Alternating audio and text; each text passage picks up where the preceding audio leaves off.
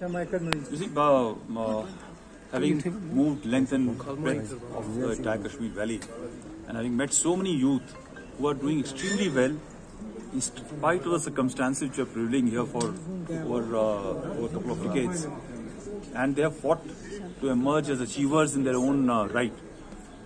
I thought it was very important for their stories to be heard across, not only in the country and the world, but also in Kashmir, for people to be inspired. That while there is on one side a narrative, incorrect narrative is being run, but yet these young men and women have broken the shackles to achieve what they have achieved for themselves, for society and the country.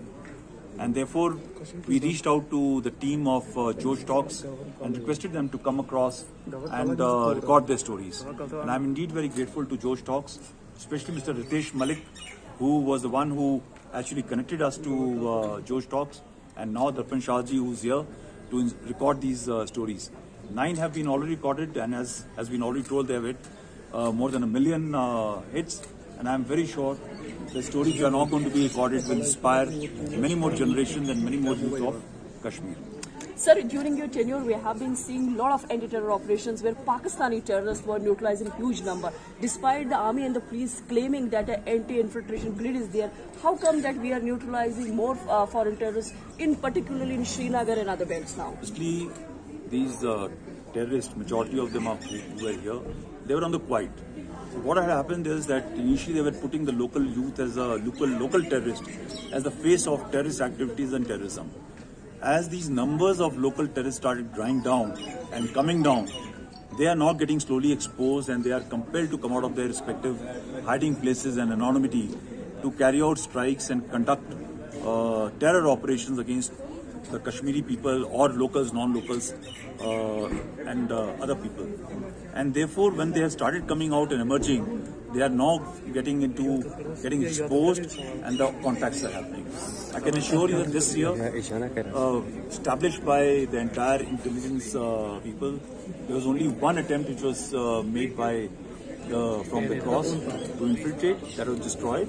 And since then, there has been not a major attempt. There are reconnaissance and some degree of attempt which was thought of, but because the grid, they have not made a very credible attempt to come aside.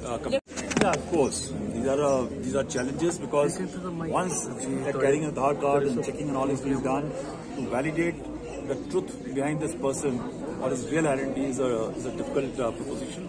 Also, when there's an encounter which is on and a person comes out with a valid Aadhaar card and he moves out, it's a difficult challenge. But yes, I think slowly we will overcome this problem. Sir, my question has two parts. One is that before superannuating, General Naravane made an important comment in Delhi. He said that there are certain night vision devices which have been found on the LOC, which US forces have also used. And second part is that there were reports that satellite phones are again being used by the militants and night device, to escape from coordinates. How true is that, and how do you see it? Yeah, there are equipment, weapon systems which have been used in other parts of the world, which have found their way inside. It's definitely a challenge, but we have also changed our rules of engagement and procedures to contest that point. They have been found, and they are not in those large numbers, but definitely there are signatures, and we have recovered after the encounters, and some on the sea have been recovered in 16 coordinate places.